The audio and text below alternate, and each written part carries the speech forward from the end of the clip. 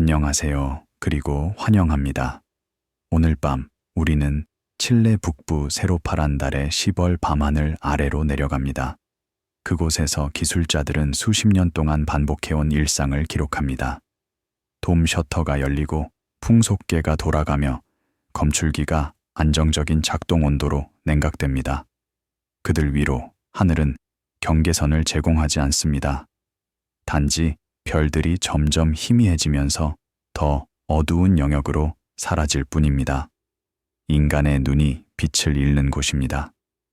사막에서 멀리 떨어진 곳에서 다른 팀들은 다른 도구를 사용하여 우주를 추적합니다. 플랑크 미션이 매핑한 우주 마이크로파 배경의 희미한 파문, 그리고 우주 자체가 시간에 따라 어떻게 팽창하는지를 차트로 만들기 위해 설계된 새로운 서베이로 측정된 은하계의 넓은 필드입니다. 각 데이터 세트는 경계를 설명합니다. 벽이 아니라 거리와 시간, 그리고 유한한 빛의 속도로 만들어진 한계로서 말입니다. 질문은 우주가 끝없이 느껴지는지가 아니라 관찰자가 자신에게 도달할 시간이 있었던 것만 측정할 수 있을 때 끝이 무엇을 의미하는지입니다. 그리고 모든 것 아래 관찰이 시작됩니다. 차가운 카메라는 어두운 프레임으로 시작됩니다. 셔터가 닫혀 있고 검출기가 자체의 조용한 노이즈를 읽습니다. 우주론에서 첫 번째 이미지는 비슷합니다. 신호를 기기로부터 분리하고 거리를 환상으로부터 분리하려는 시도입니다. 관찰자들은 모든 것의 가장자리에서 시작하지 않습니다. 그들은 보정 램프, 클록 신호, 그리고 참조로 사용되는 하늘의 빈 패치로 시작합니다.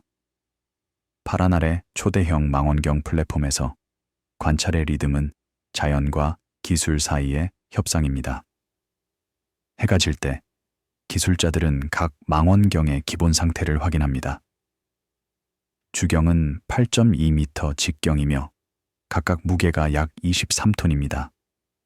표면은 연마되어 파장의 작은 분수로 정확합니다.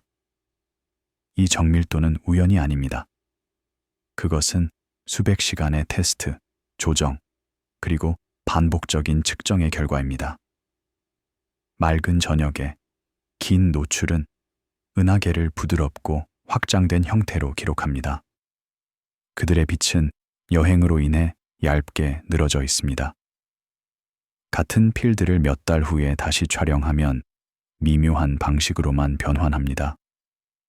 포인팅의 작은 이동, 대기 난류의 다른 패턴, 약간 변경된 배경 수준입니다. 우주는 그 한계를 발표하지 않습니다. 반복을 통해 천천히 추론될 수 있도록 허용합니다. 이러한 이미지에서 가장 먼 물체는 끝에 있지 않습니다. 그들은 단순히 여전히 측정 가능한 가장 희미한 것들입니다. 경계는 실용적인 제약으로 시작됩니다. 노출 시간과 기기 감도가 더 이상 거리를 따라갈 수 없는 곳입니다. 이 평범한 한계조차도 이미 더 큰 것을 암시합니다.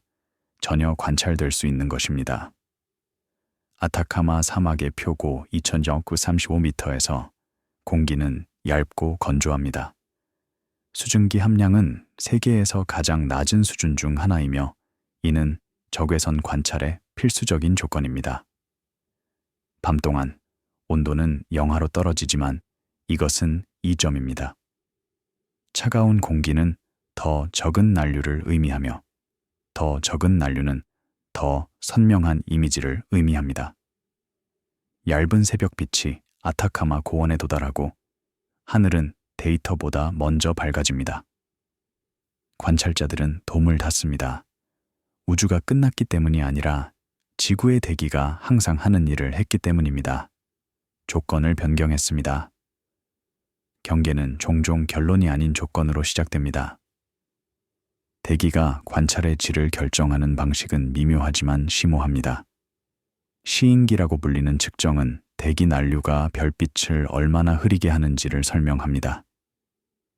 좋은 시잉 조건에서 별은 아크초의 작은 분수로 초점이 맞춰진 채로 유지됩니다. 나쁜 조건에서 같은 별은 아크초 또는 그 이상으로 펼쳐집니다. 이 차이는 작게 들릴 수 있지만 희미한 은하계를 감지하는 능력을 변화시킵니다. 파라날에서 평균 시인근 약 0.7에서 0.9 아크초입니다. 이것은 세계에서 가장 좋은 곳 중 하나입니다. 비교를 위해 대부분의 내륙 사이트는 1.5 아크초 이상의 시인을 경험합니다. 이 절반 아크초의 차이는 단순한 숫자가 아닙니다. 그것은 볼 수 있는 것과 볼 수 없는 것 사이의 경계입니다. 각 망원경은 적응 광학 시스템을 갖추고 있습니다. 이 시스템들은 대기 왜곡을 실시간으로 측정하고 수정합니다. 변형 가능한 거울은 초당 수백 번 모양을 변경하여 대기 난류의 영향을 상쇄합니다. 결과는 회절 한계에 가까운 이미지입니다. 물리학이 허용하는 만큼 선명한 이미지입니다. 그러나 적응 광학조차도 완벽하지 않습니다. 시스템은 가이드 별이 필요합니다. 하늘의 각 영역에 충분히 밝은 별이 있는 것은 아닙니다. 이러한 경우에 관찰자들은 레이저 가이드 별을 사용합니다. 강력한 레이저는 상층 대기를 향해 발사되어 인공별을 생성합니다. 이 인공별은 적응 광학 시스템의 참조로 사용될 수 있습니다. 레이저의 시각은 놀랍습니다. 밤하늘로 향하는 밝은 오렌지색 빔입니다. 그러나 그것의 목적은 순전히 실용적입니다. 그것은 자연이 제공하지 않은 참조 포인트를 만듭니다. 그리고 그 참조 포인트로 관찰자들은 더 깊이, 더 선명하게, 더 멀리 볼 수 있습니다. 2025년 3월 19일 유럽 우주국의 데이터 시스템과 파트너 아카이브 내부에서 기술자들은 유클리드로부터의 새로운 공개 릴리스를 검증했습니다. 업데이트는 조용히 도착했습니다. 보정된 이미지, 카탈로그, 그리고 마스크로서 말입니다. 지상 관측소의 사막바람은 평소처럼 계속 불었고 서버는 파일을 미러링된 저장소로 복사했습니다. 몇 시간 내에 헤드라인과 소셜 포스트는 릴리스를 단일 문구로 압축하기 시작했습니다. 우주의 가장자리. 그 문구가 어떻게 형성되고 기관들이 어떻게 그것을 수정하는지를 따라갑니다. 유클리드 우주 망원경은 2023년 7월 1일에 발사되었습니다. 그것의 궤도는 지구로부터 약 150만 킬로미터 떨어진 라그랑주 포인트 L2 주변입니다. 이 위치는 열 안정성과 연속적인 관찰 조건을 제공합니다. 망원경은 태양, 지구, 그리고 달로부터 멀리 향하며 차단되지 않은 우주의 시야를 제공합니다. 미션의 주요 목표는 우주의 대규모 구조를 매핑하는 것입니다. 6년 동안 유클리드는 하늘의 약 3분의 1을 조사할 것으로 예상되며 수십억 개의 은하계를 기록합니다. 각 은하계는 측정됩니다. 위치, 형태, 밝기, 색상입니다. 이러한 측정으로부터 천문학자들은 우주가 어떻게 팽창하고 물질이 어떻게 분포되어 있으며 암흑에너지가 어떻게 행동하는지를 추론할 수 있습니다. 2025년 3월의 데이터 릴리스는 첫 번째 주요 공개 릴리스였습니다. 그것은 미션의 첫 번째 관찰 기간으로부터의 데이터를 포함했습니다. 릴리스는 여러 깊은 필드를 포함했습니다. 같은 하늘 영역의 긴 노출입니다. 이러한 깊은 필드에서 유클리드는 극도로 희미한 은하계를 감지할 수 있었습니다. 멀리 떨어져 있고 적색편이 되고 우주가 훨씬 더 젊었을 때로부터의 빛을 전달하는 은하계입니다. 이미지는 놀라웠습니다. 각 프레임에는 수천 개의 은하계가 포함되어 있습니다. 일부는 큰 나선형이었습니다. 다른 것들은 작은 타원형이었습니다. 일부는 불규칙한 형태를 보였으며 중력 상호작용에 의해 왜곡되었습니다. 각 은하계는 수십억 개의 별을 포함하며 각 별은 잠재적으로 행성과 위성을 가지고 있습니다. 그러나 대중의 반응은 이미지 자체보다 그들이 대표하는 것에 초점을 맞췄습니다. 우주의 가장자리라는 문구가 빠르게 퍼졌습니다. 그것은 포괄적이고 극적이었습니다. 그것은 발견과 계시의 의미를 전달했습니다. 그러나 그것은 또한 부정확했습니다. 유클리드 컨소시엄은 빠르게 명확히 했습니다. 릴리스는 우주의 가장자리를 보여주지 않았습니다. 그것은 먼 은하계를 보여주었습니다. 측정 가능한 거리에서 은하계입니다. 그러나 그 거리는 우주의 끝이 아니었습니다. 그것은 단순히 유클리드가 현재 기술과 노출 시간으로 도달할 수 있는 한계였습니다. 이 구별은 미묘하지만 중요합니다. 관찰 가능한 우주는 우주 자체와 같지 않습니다. 관찰 가능한 우주는 빛이 우리에게 도달할 시간이 있었던 영역입니다.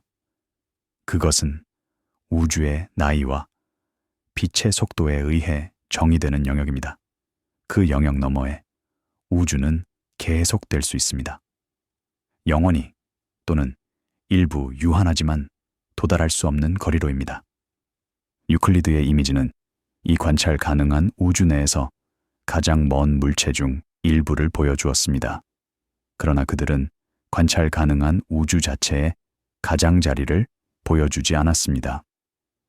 그 가장자리는 만약 그것이 시각화될 수 있다면 모든 방향으로 훨씬 더 멀리 있을 것입니다. 그리고 그것은 벽이나 표면으로 나타나지 않을 것입니다. 그것은 단순히 빛이 아직 우리에게 도달하지 않은 영역으로 희미해질 것입니다. 아카이브 룸과 데이터 센터에서 우주론은 카탈로그로 저장됩니다. 위치, 형태, 밝기값, 열로 축소된 스펙트럼입니다. 이러한 파일의 조용한 언어에서 거리는 자로 측정되지 않습니다. 그것은 프록시로 추정됩니다. 적색편이 표준화된 밝기, 하늘을 가로질러 반복되는 특징적인 패턴입니다. 분광기는 은하빛을 선과 강역으로 분리합니다.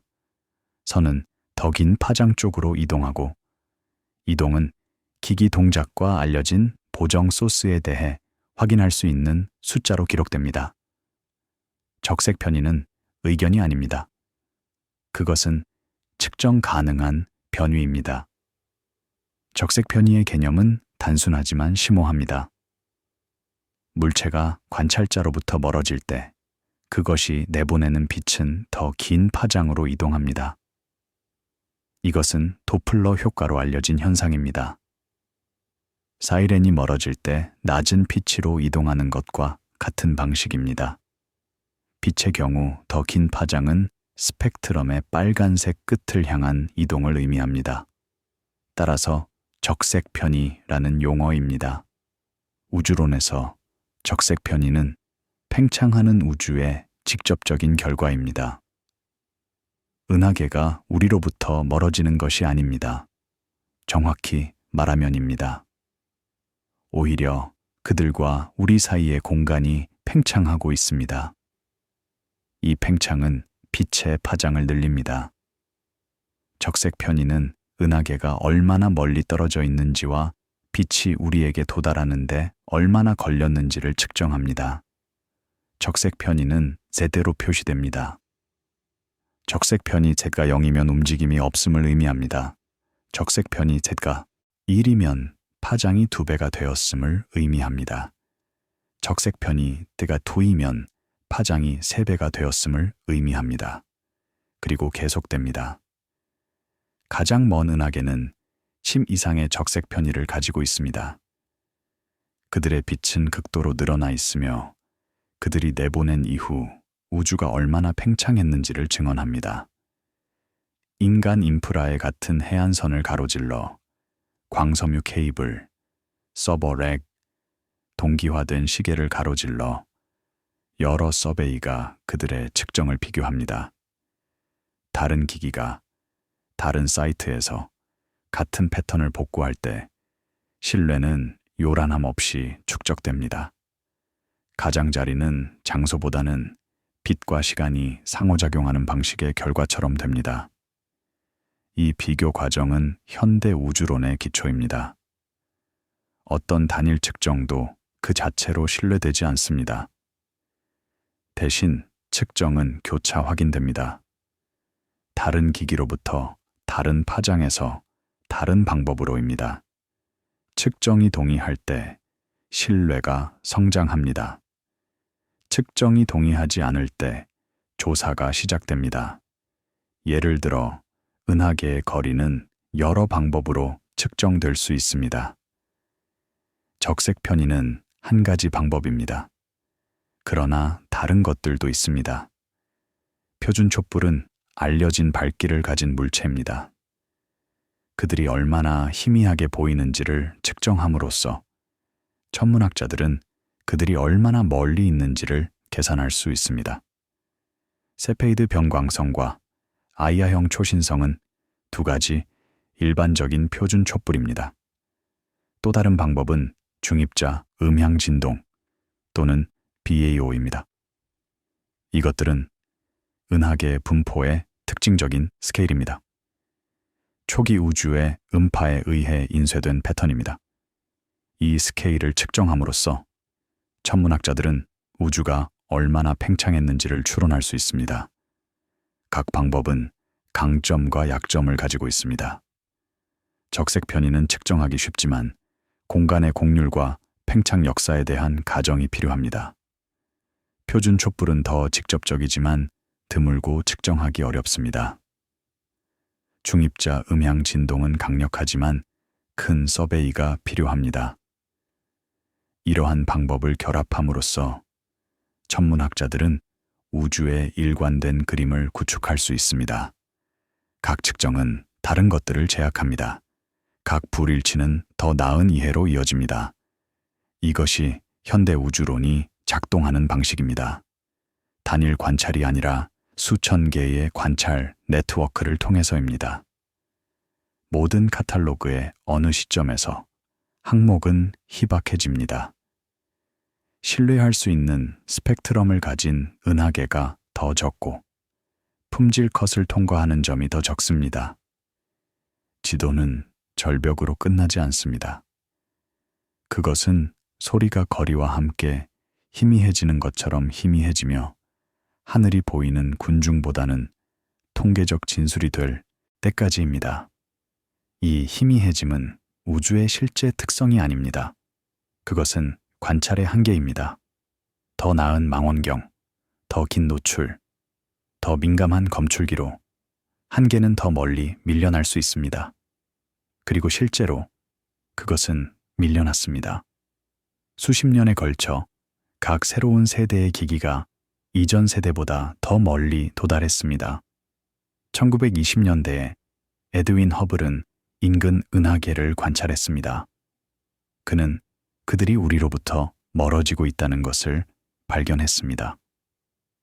더 멀리 있는 은하계일수록 더 빨리 후퇴하고 있었습니다. 이것은 팽창하는 우주의 첫 번째 증거였습니다. 1990년대에 허블 우주망원경은 훨씬 더 먼 은하계를 관찰했습니다. 수십억 광년 떨어진 은하계입니다. 이러한 관찰은 우주가 단지 팽창하고 있을 뿐만 아니라 가속화하고 있음을 보여주었습니다. 이것은 놀라운 발견이었으며 암흑 에너지의 개념으로 이어졌습니다. 2020년대에 제임스 웹 우주 망원경과 유클리드는 심지어 더 먼 은하계를 관찰하고 있습니다. 빅뱅 후 수억 년 내에 형성된 은하계입니다. 이러한 관찰은 우주의 역사를 다시 쓰고 있습니다. 그들은 은하계가 예상보다 더 일찍 형성되었음을 보여줍니다.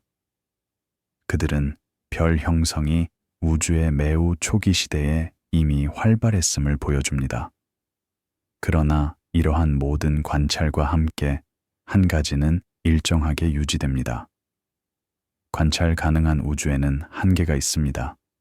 그 한계는 매년 조금씩 확장됩니다. 빛이 우리에게 도달할 시간이 더 많기 때문입니다. 그러나 그것은 여전히 한계입니다. 그리고 그 한계를 넘어서 우주는 계속되지만 우리에게는 보이지 않습니다. 남극 위에서 마이크로파 망원경은 대기가 더 적은 간섭을 기여하는 건조하고 차가운 공기를 가리킵니다. 이러한 장소에서 우주 마이크로파 배경은 거의 균일한 빛으로 측정되며 전체 하늘을 가로질러 반복되는 작은 변화를 가지고 있습니다. 데이터는 은하계의 그림이 아닙니다. 그것은 조건의 기록입니다. 마이크로 켈빈 수준의 온도 차이, 초기 우주로부터 보존됩니다. 우주 마이크로파 배경 또는 CMB는 우주론에서 가장 중요한 관찰 중 하나입니다. 그것은 빅뱅의 잔광입니다. 우주가 약 380천년 되었을 때 방출된 빛입니다. 그 시간 이전에 우주는 너무 뜨겁고 밀도가 높아서 빛이 자유롭게 여행할 수 없었습니다. 그것은 물질의 밀집한 안개에 갇혀 있었습니다. 그러나 우주가 팽창하고 냉각됨에 따라 물질은 덜 밀집해졌습니다. 어느 시점에서 빛은 물질로부터 분리될 수 있었습니다. 그것은 방해받지 않고 공간을 통해 여행할 수 있었습니다. 이 순간을 재결합이라고 합니다. 그리고 그 순간에 방출된 빛이 우리가 오늘날 우주 마이크로파 배경으로 관찰하는 것입니다. CMB는 매우 균일합니다. 하늘의 모든 방향에서 온도는 약 0.7켈빈입니다. 이것은 절대 0도보다 약간 위입니다. 그러나 이 균일성 내에서 작은 변화가 있습니다. 마이크로 켈빈의 몇 분의 1입니다. 이러한 변화는 초기 우주의 밀도 변동의 각인입니다. 이러한 변동은 중요합니다.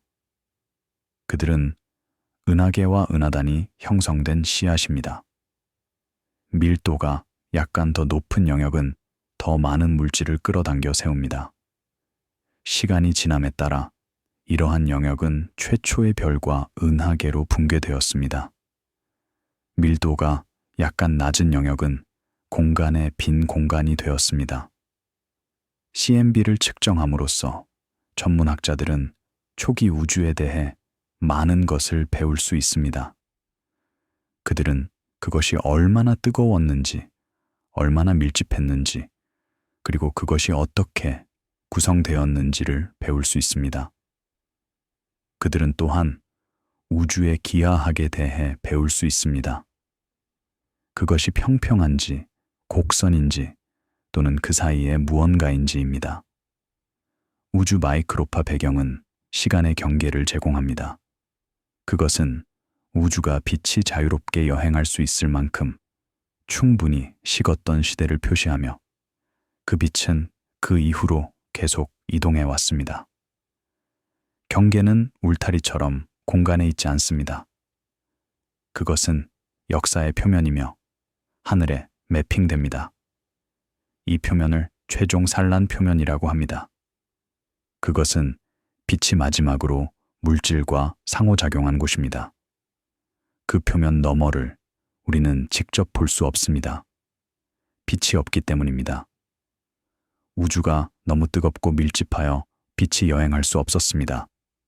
그러나 우리는 간접적으로 그 표면 너머를 연구할 수 있습니다. 중력파를 통해서입니다.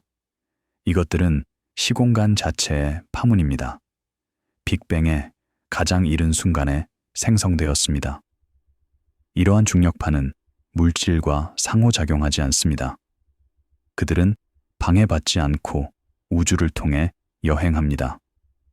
그리고 만약 우리가 그들을 감지할 수 있다면 그들은 우리에게 재결합 이전의 우주에 대해 알려줄 수 있습니다.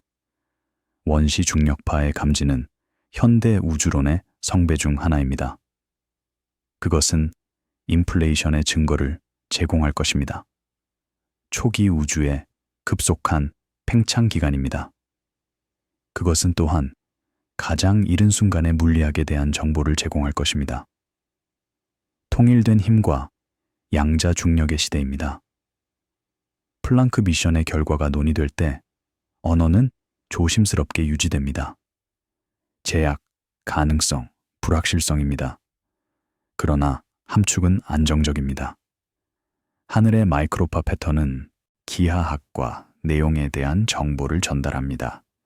물질, 방사선, 그리고 데이터에 맞추는 데 사용되는 방정식에서 암흑 에너지처럼 행동하는 지배적인 구성 요소입니다. 플랑크 우주망원경은 2009년에 발사되었습니다. 그것은 유럽 우주국 미션이었으며 전례 없는 정밀도로 우주 마이크로파 배경을 매핑하도록 설계되었습니다. 4년 이상 동안 플랑크는 하늘을 스캔했으며 아크분의 분수의 해상도로 CMB를 측정했습니다. 결과는 놀라웠습니다. 플랑크의 CMB 지도는 지금까지 만들어진 것 중 가장 상세한 것입니다. 그것은 온도 변동을 100만 분의 1 켈빈의 정밀도로 보여줍니다. 그것은 또한 편광을 측정했습니다. CMB 광자의 방향입니다. 이 편광은 초기 우주의 물리학에 대한 추가 정보를 전달합니다. 플랑크 데이터는 표준 우주론 모델의 매개 변수를 결정하는 데 사용되었습니다. 이것들은 우주를 정의하는 숫자입니다. 허블 상수, 물질 밀도, 암흑 에너지 밀도, 공간의 곡률입니다. 플랑크는 이러한 매개 변수를 전례 없는 정밀도로 측정했습니다. 예를 들어 플랑크는 우주의 나이를 138억 년으로 측정했습니다. 불확실성은 약 2천만 년입니다. 이것은 우주의 나이를 1% 미만의 정밀도로 알고 있다는 것을 의미합니다. 이것은 놀라운 성취입니다. 플랑크는 또한 우주의 구성을 측정했습니다. 그것은 약 5%의 일반 물질, 약 27%의 암흑 물질, 그리고 약 68%의 암흑 에너지로 구성되어 있음을 발견했습니다. 이러한 숫자는 다른 관찰과 일치하며 우주의 일관된 그림을 강화합니다.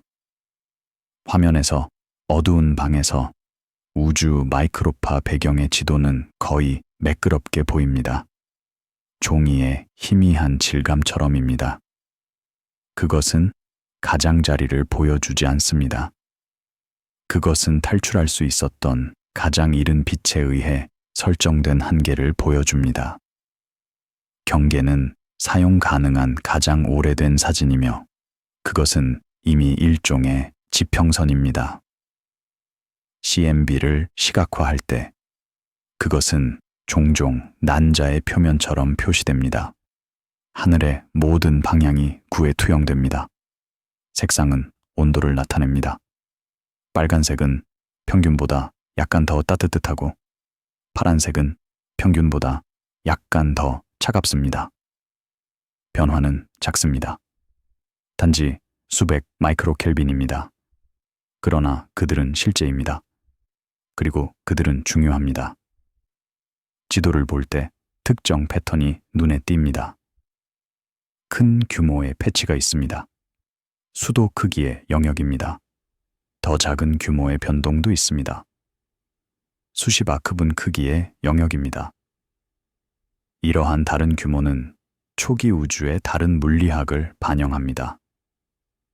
큰 규모의 패치는 중력 포텐셜의 변동을 반영합니다. 이것들은 우주의 대규모 구조의 씨앗입니다.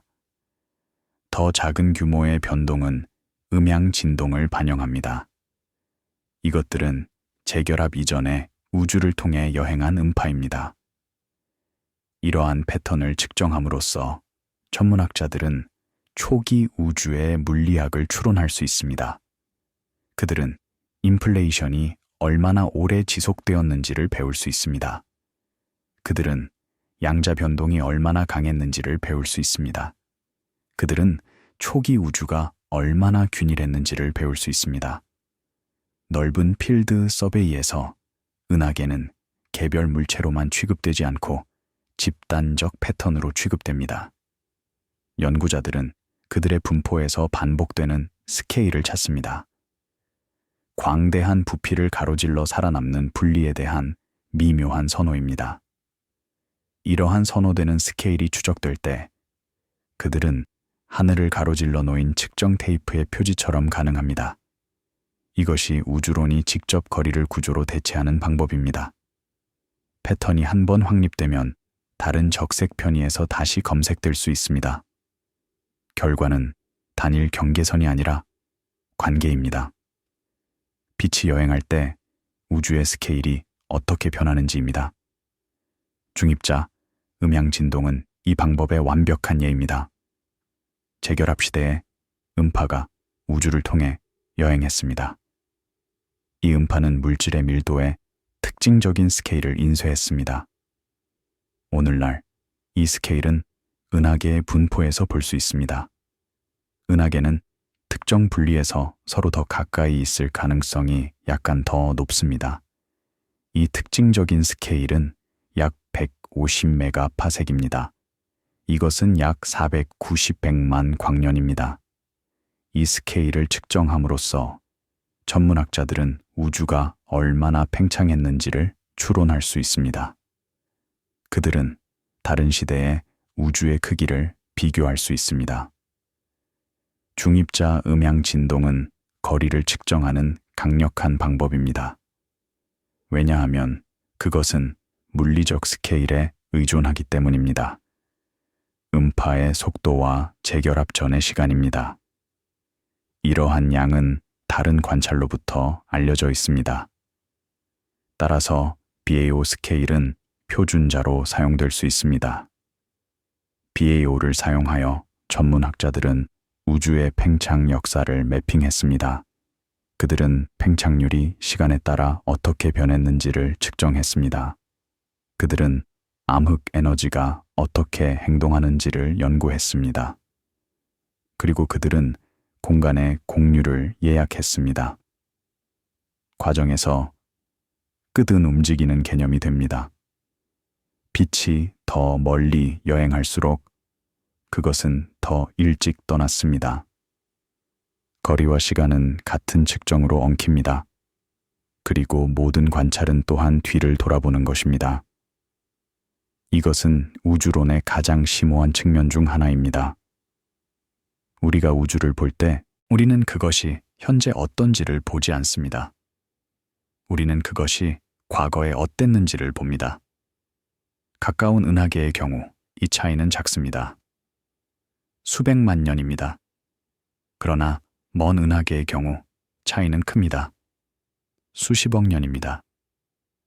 가장 먼 은하계는 빅뱅 후 수억 년 내에 방출된 빛으로 보입니다.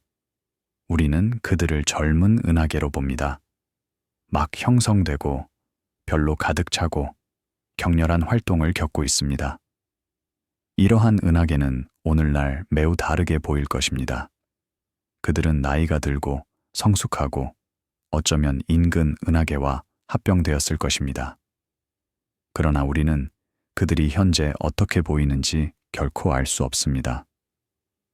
빛이 우리에게 도달하는데 너무 오래 걸립니다. 우리가 볼 수 있는 것은 과거뿐입니다.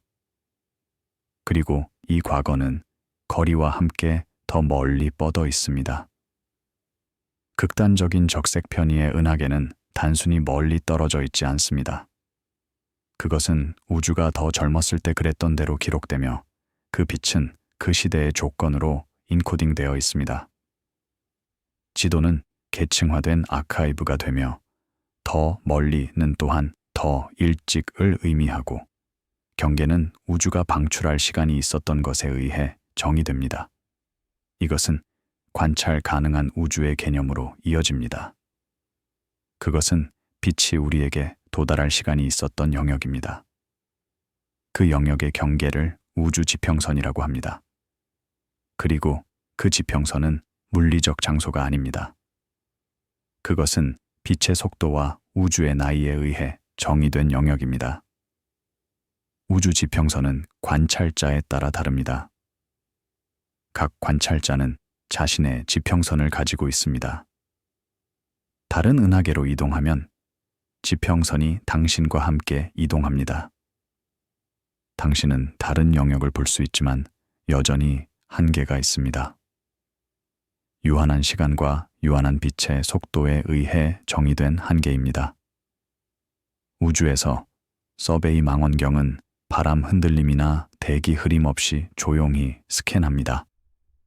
유클리드는 우주의 대규모 구조를 매핑하기 위해 설계되었으며 일관된 세부 사항으로 하늘의 넓은 패치를 기록하여 수년간 비교할 수 있는 데이터 세트를 구축합니다. 첫 번째, 주요 미리 보기는 은하계로 밀집된 필드를 보여주었으며 통계가 적용되기 전에도 인간의 눈이 구조를 감지할 수 있는 곳입니다. 유클리드의 설계는 두 가지 주요 과학 목표를 반영합니다. 약한 중력 렌즈와 중입자 음향 진동입니다. 약한 중력 렌즈는 정형 물질에 의한 배경 은하계 이미지의 미묘한 왜곡입니다. 이러한 왜곡을 측정함으로써 천문학자들은 물질의 분포를 매핑할 수 있습니다. 그들이 볼 수 없는 물질조차도 말입니다. 암흑 물질은 빛을 내보내지 않습니다. 그것은 보이지 않습니다. 그러나 그것은 중력을 가지고 있습니다. 그리고 그 중력은 배경 은하계의 빛을 구부립니다. 이 구부림을 측정함으로써 천문학자들은 암흑 물질이 어디에 있는지를 추론할 수 있습니다. 그들은 그것이 어떻게 분포되어 있는지를 매핑할 수 있습니다. 그리고 그들은 그것이 시간에 따라 어떻게 진화하는지를 연구할 수 있습니다. 유클리드는 이 약한 렌즈 신호를 측정하도록 최적화되어 있습니다. 그것은 넓은 시야를 가지고 있어서 한 번에 많은 은하계를 관찰할 수 있습니다. 그것은 높은 해상도를 가지고 있어서 은하계의 형태를 정확하게 측정할 수 있습니다. 그리고 그것은 안정적인 관찰 조건을 가지고 있어서 지구 대기에 의해 도입되는 체계적 오류를 피합니다. 중입자 음향 진동을 위해 유클리드는 수십억 개의 은하계의 위치를 측정할 것입니다. 그것은 그들의 적색 편의를 측정할 것입니다. 그리고 그것은 그들의 3차원 분포를 매핑할 것입니다. 이 3차원 지도에서 BAO 스케일이 측정될 수 있습니다. 그리고 그 측정으로부터 우주의 팽창 역사가 추론될 수 있습니다. 미션의 목적은 가장자리를 찾는 것이 아니라 물질이 어떻게 배열되어 있고 그 배열이 우주 시간에 따라 어떻게 변하는지를 측정하는 것입니다. 그것이 다루는 경계는 개념적입니다. 공간이 팽창하고 팽창이 변하면 관찰 가능한 것의 형태도 변합니다. 6년의 서베이 기간 동안 유클리드는 하늘의 약 15,000 평방도를 관찰할 것으로 예상됩니다. 이것은 하늘의 약 3분의 1입니다. 이 영역에서 그것은 약 20억 개의 은하계를 감지할 것으로 예상됩니다. 각 은하계는 여러 번 측정될 것입니다. 다른 필터에서, 다른 시대에서입니다. 결과 데이터 세트는 방대할 것입니다. 수 페타바이트의 이미지와 카탈로그입니다. 이 데이터를 처리하고 분석하는 것은 그 자체로 주요 과제입니다. 그것은 슈퍼컴퓨터, 정교한 알고리즘, 그리고 수백 명의 과학자들의 협력을 필요로 합니다. 이러한 깊은 필드에서 은하계는 작고 기울어진 디스크, 희미한 얼룩, 컴팩트한 매듭으로 나타납니다. 각각은 물리적 시스템이지만 더 큰 기하학에서 데이터 포인트이기도 합니다.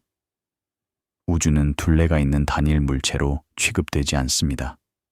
그것은 측정 가능한 곡률과 성장을 가진 직물로 취급됩니다. 은하계의 형태학은 그 역사에 대해 많은 것을 알려줍니다. 나선 은하계는 회전하는 디스크입니다. 그들은 청년별과 활발한 별 형성을 가지고 있습니다. 타원, 은하계는 더 구형입니다. 그들은 늙은 별과 거의 별 형성이 없습니다. 불규칙 은하계는 혼란스러운 형태를 가지고 있습니다. 그들은 종종 중력 상호작용이나 합병을 겪고 있습니다. 이러한 형태를 통계적으로 연구함으로써 천문학자들은 은하계가 어떻게 진화하는지를 배울 수 있습니다. 그들은 합병이 얼마나 흔한지를 배울 수 있습니다. 그들은 별 형성이 시간에 따라 어떻게 변하는지를 배울 수 있습니다. 그리고 그들은 환경이 은하계 발달에 어떻게 영향을 미치는지를 배울 수 있습니다. 서베이가 반복됨에 따라 같은 영역은 거의 동일한 기기 조건 해서 다시 측정됩니다.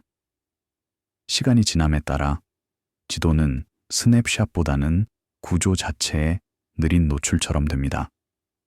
경계는 이 작업에서 일관성으로부터 나타납니다. 일관성은 현대 과학의 특징입니다. 어떤 단일 측정도 결정적이지 않습니다. 그러나 측정이 반복되고 확인될 때 신뢰가 성장합니다. 이것은 물리학이 작동하는 방식입니다. 단일 실험이 아니라 실험의 축적을 통해서입니다. 우주론에서 이 일관성은 특히 중요합니다. 측정은 어렵습니다. 신호는 종종 약합니다. 노이즈는 크고 체계적 오류는 미묘합니다. 그러나 측정이 다른 방법으로 반복되고 동일한 결과를 제공할 때 신뢰가 정당화됩니다. 예를 들어 허블 상수를 고려하십시오. 이것은 우주가 얼마나 빨리 팽창하고 있는지를 측정하는 것입니다. 그것은 수십 년 동안 논쟁의 대상이었습니다. 다른 방법이 다른 값을 제공했습니다. 어떤 방법은 70km/초 메가파섹보다 약간 아래를 제한했습니다. 다른 방법은 70보다 약간 위를 제한했습니다. 이 불일치는 허블 긴장으로 알려져 있습니다. 그것은 우주론의 가장 큰 미스터리 중 하나입니다. 그것은 측정의 오류를 나타낼 수 있습니다. 또는 그것은 표준 우주론 모델의 새로운 물리학을 나타낼 수 있습니다. 이 긴장을 해결하기 위해 천문학자들은 더 많은 측정을 하고 있습니다. 그들은 더 나은 망원경을 사용하고 있습니다. 그들은 더 정교한 방법을 개발하고 있습니다. 그리고 그들은 체계적 오류를 신중하게 검사하고 있습니다. 이것이 과학이 진행되는 방식입니다. 불일치가 발견될 때 그것은 더 나은 이해로 이어집니다. 그것은 새로운 측정을 동기부여합니다. 그것은 새로운 이론을 자극합니다. 그리고 결국 그것은 진실에 더 가까이 이동합니다. 질문이 평범하게 묻혀질 때 우주가 끝이 있는지 우주론자들은 종종 의미를 분리하는 것으로 시작합니다. 관찰 가능한 우주의 경계가 있습니다.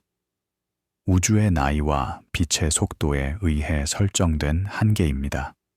그리고 전역 경계의 가능성이 있습니다. 공간 자체가 유한한지 무한한지입니다. 관찰 가능한 경계는 은유 없이 설명될 수 있습니다. 빛은 여행할 유한한 시간을 가졌습니다. 우주가 팽창하고 때문에 오늘날 관찰될 수 있는 가장 먼 영역은 이제 빛 여행 시간만으로는 제한할 것보다 훨씬 더 큰 공동이동 거리에 있습니다. 이것이 표준 참조가 관찰 가능한 우주를 대략 930억에서 940억 광년의 직경으로 설명하는 이유입니다. 비록 우주의 나이가 약 138억 년이지만 말입니다. 이 숫자를 이해하기 위해서는 공동이동 거리의 개념을 이해해야 합니다. 이것은 우주의 팽창을 고려한 거리입니다. 빛이 먼 은하계를 떠날 때 그 은하계는 우리로부터 특정 거리에 있었습니다. 그러나 빛이 여행하는 동안 우주는 팽창했습니다. 오늘날 그 은하계는 훨씬 더 멀리 떨어져 있습니다. 공동이동 거리는 팽창을 고려한 현재 거리입니다. 관찰 가능한 우주의 경우 공동이동 방향은 약 460억 광년입니다. 이것은 오늘날 관찰 가능한 우주의 가장자리가 우리로부터 약 460억 광년 떨어져 있다는 것을 의미합니다. 그러나 그 가장자리로부터의 빛은 우주가 훨씬 더 작았을 때 우리를 향한 여행을 시작했습니다. 그 숫자는 벽이 아닙니다. 그것은 정보의 변경입니다. 초기 우주 이후 인과 신호가 관찰자에게 도달할 수 있었던 거리입니다. 그것은 돌이 아닌 시간으로 만들어진 경계입니다. 실제로 이 경계는 조용한 풍경에서 듣기의 가장자리처럼 행동합니다. 소리는 그 너머에 존재하지만 도착할 수 없습니다. 한계는 실제이고 측정 가능하며 인간의 호기심에 무관심합니다. 이 경계는 또한 시간에 따라 변합니다. 매년 더 많은 빛이 우리에게 도달할 시간을 가집니다. 관찰 가능한 우주는 약간 성장합니다. 그러나 이 성장은 느립니다.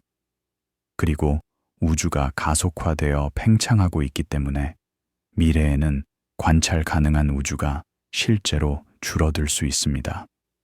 정보의 관점에서 말입니다. 가속화된 팽창은 궁극적인 지평선을 생성합니다.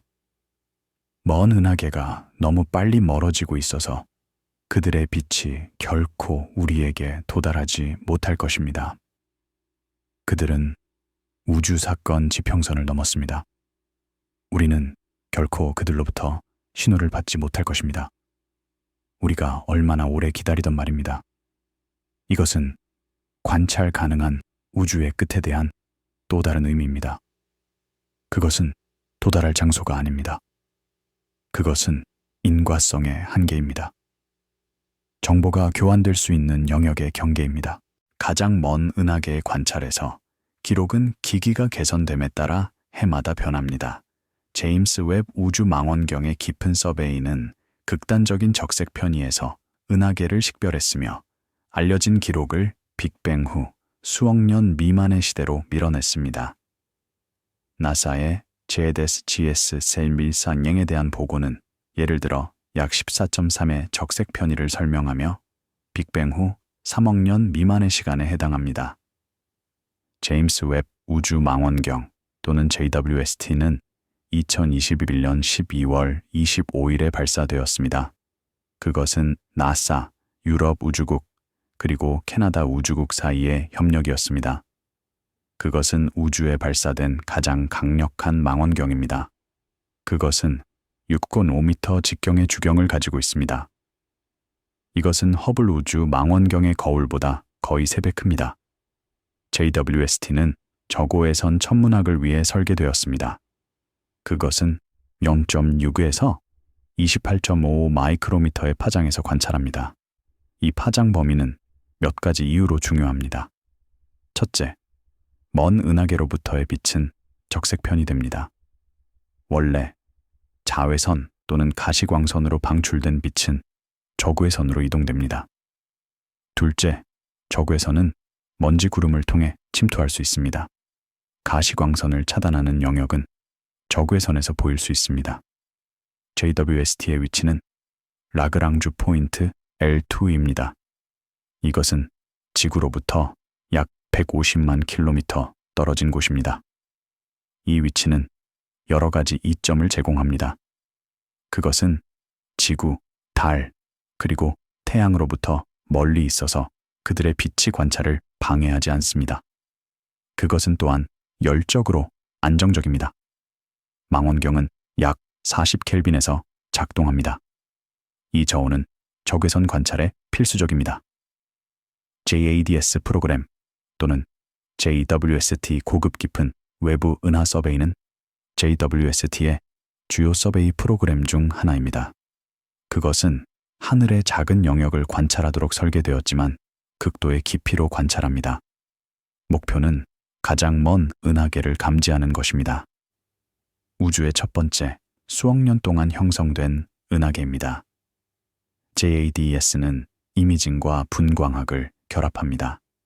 이미징은 후보를 식별합니다. 희미하고 빨간 은하계입니다. 분광학은 거리를 확인합니다. 빛을 스펙트럼으로 분산시키고 방출선의 적색 편의를 측정함으로써입니다. JADS GS 세플사정은 이 프로그램의 많은 발견 중 하나입니다. 그것의 적색 편의는 14.32로 측정되었습니다. 이것은 빅뱅 후 약 2억 8천만 년에 해당합니다. 빛이 그것을 떠날 때 우주는 약 138억 년보다 2억 8천만 년 젊었습니다. 이 은하계는 놀랍게도 밝습니다. 그것의 밝기는 그것이 매우 활발하게 별을 형성하고 있음을 시사합니다. 그것은 또한 이미 상당한 질량을 축적했습니다. 아마도 수억 태양 질량입니다. 이것은 놀라운 일입니다. 왜냐하면 이 은하계가 형성할 시간이 매우 죽었기 때문입니다. 이러한 기록은 중요하지만 가장자리를 만지기 때문이 아닙니다. 그들은 구조가 얼마나 일찍 형성되었는지, 별이 얼마나 빨리 나타났는지, 그리고 거리 측정이 낯선 조건에서 얼마나 신뢰할 수 있게 행동하는지를 테스트하기 때문에 중요합니다. 각 새로운 기록은 우주의 역사를 다시 씁니다. 그것은 은하계 형성의 타임라인을 조정합니다. 그것은 이론적 모델을 테스트합니다. 그리고 그것은 다음 질문을 제기합니다. 얼마나 더 일찍 은하계가 형성될 수 있었습니까? 첫 번째 별은 언제 점화되었습니까? 빅뱅 후 최초의 수백만 년 동안 무슨 일이 있었습니까? 관찰이 더 멀리 갈수록 우주는 지금 거기에 무엇이 있는가에서 그때 거기에 무엇이 있었는가로 더 많이 이동합니다. 먼 은하계는 장소이자 타임스탬프입니다. 이것은 심오한 깨달음입니다. 우주를 연구할 때 우리는 또한 시간을 연구하고 있습니다. 우리는 우주의 역사를 통해 뒤로 보고 있습니다. 가장 먼 은하계는 가장 어린 은하계입니다. 그들은 우주가 막 시작되고 있을 때 우리에게 모습을 보여줍니다. 기록이 계속 바깥쪽으로 이동하더라도 개념은 조용하고 일정하게 유지됩니다. 유한한 시간에 의해 설정된 지평선이 항상 있을 것입니다. 이러한 의미에서 끝은 도달되지 않습니다. 그것은 점근선으로 접근됩니다. 점근선의 비유는 적절합니다. 수학에서 점근선은 곡선이 접근하지만 결코 도달하지 않는 선입니다. 관찰 가능한 우주의 가장자리는 비슷합니다. 우리는 더 나은 망원경으로 그것에 더 가까이 갈 수 있습니다. 우리는 더 먼 은하계를 감지할 수 있습니다. 그러나 우리는 결코 가장자리 자체에 도달하지 못할 것입니다. 왜냐하면 가장자리는 빛이 여행할 유한한 시간에 의해 정의되기 때문입니다. 시뮬레이션에서 연구자들은 물질로 입방 부피를 채우고 알려진 물리학과 측정된 매개 변수를 사용하여 그들을 앞으로 진화시킵니다. 결과는 판타지로 사용되지 않습니다. 그들은 통제된 실험으로 사용됩니다. 모델이 서베이에서 보이는 것과 같은 패턴을 재현하면 그것은 잠정적인 신뢰를 얻습니다. 우주론 시뮬레이션은 현대 천체 물리학의 중요한 도구입니다. 그들은 천문학자들이 관찰을 해석할 수 있게 합니다. 그들은 이론적 예측을 제공합니다. 그리고 그들은 우주가 어떻게 진화하는지를 이해하는 데 도움이 됩니다. 시뮬레이션은 초기 조건으로 시작합니다. 이것들은 일반적으로 초기 우주의 밀도 변동입니다. 우주 마이크로파 배경으로부터 추론된 것과 같은 변동입니다. 시뮬레이션은 그런 다음 이러한 변동을 시간에 따라 앞으로 진화시킵니다. 그것은 물질이 어떻게 중력해서 붕괴하는지를 계산합니다. 그것은 암흑 물질 헤일로가 어떻게 형성되는지를 추적합니다. 그것은 은하계가 어떻게 성장하고 합병하는지를 시뮬레이트합니다. 가장 큰 시뮬레이션은 엄청납니다. 그들은 수십억 개의 입자를 포함합니다. 그들은 수억 광년에 걸쳐 있습니다. 그리고 그들은 슈퍼컴퓨터에서 수천 시간이 걸립니다. 그러나 그들은 놀라운 세부 사항을 생성합니다. 은하계의 분포, 은하단의 형성, 대규모 구조의 진화입니다. 이러한 시뮬레이션을 관찰과 비교함으로써 천문학자들은 그들의 이론을 테스트할 수 있습니다. 시뮬레이션이 관찰과 일치하면 이론은 지지됩니다. 시뮬레이션이 관찰과 다르면 이론은 수정되어야 합니다. 이러한 시뮬레이션은 또한 가장자리에 대한 미묘한 점을 드러냅니다. 유한한 서베이 영역에는 가장자리가 있습니다. 방정식에 의해 설명된 우주는 없을 수 있습니다. 관찰 경계는 조심스럽게 취급되지 않으면 물리적 경계를 모방할 수 있습니다. 이것은 중요한 방법론적 고려사항입니다. 서베이는 하늘에 제한된 영역을 관찰합니다. 이 영역에는 날카로운 경계가 있습니다. 관찰이 끝나는 곳입니다. 그러나 이 경계는 우주의 실제 특성이 아닙니다. 그것은 서베이 설계의 인공물입니다. 이를 처리하기 위해 팀은 서베이 기하학을 고려하는 기술을 사용합니다. 마스킹, 윈도우 함수, 불확실성의 신중한 추정입니다. 과정은 방법론적이며 큰 사진에서 렌즈 왜곡을 수정하는 것과 같습니다.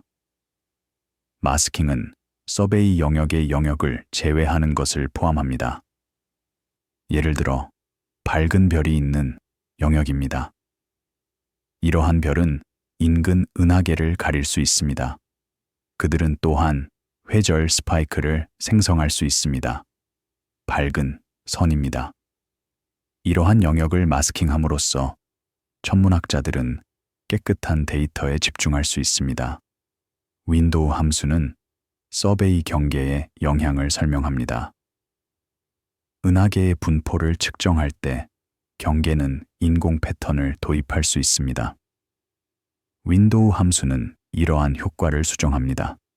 그것은 천문학자들이 실제 우주 구조를 복구할 수 있게 합니다. 불확실성의 신중한 추정은 필수적입니다. 모든 측정에는 오류가 있습니다. 통계적 오류와 체계적 오류입니다. 이러한 오류는 정량화되어야 합니다.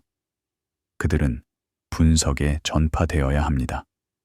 그리고 그들은 최종 결과에서 보고되어야 합니다. 이 작업에서 끝은 오류의 가능성에 대해 지속적으로 테스트됩니다. 경계가 실제이면 그것은 기기, 파장, 그리고 분석 방법을 가로질러 같은 한계로 나타나야 합니다. 그것이 기술과 함께 이동하면 그것은 공간의 경계 대신 방법의 경계일 가능성이 있습니다. 이것은 과학적 방법의 핵심입니다. 결과는 재현 가능해야 합니다. 그들은 독립적으로 검증될 수 있어야 합니다. 그리고 그들은 다른 접근법으로부터 교차 확인될 수 있어야 합니다. 긴 밤에 천문학자의 세계는 모니터의 희미한 곡선으로 축소됩니다.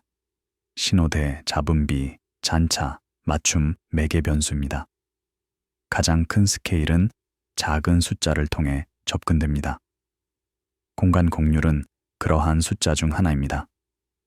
일부 분석에서 플랑크 데이터만으로는 약간의 곡률로 해석될 수 있는 약한 선호를 보여주었지만 중입자 음향 진동과 같은 다른 데이터 세트와의 조합은 매우 평평한 것과 일치하는 우주와 일치합니다.